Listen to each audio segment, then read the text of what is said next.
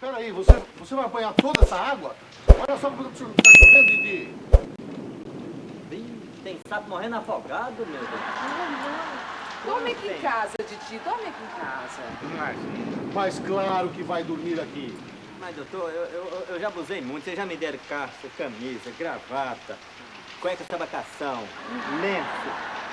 lenço, olha. Nunca tive um lenço na minha vida, doutor. Ué, como é que você fazia pra suar o nariz? Com esse paletózão grande, eu trabalho aqui dentro. Você não vai sair aqui de casa. Imagine só tomar toda essa chuva, né? É. Olha, você vai dormir aqui e amanhã, se não estiver chovendo, você volta para sua casa.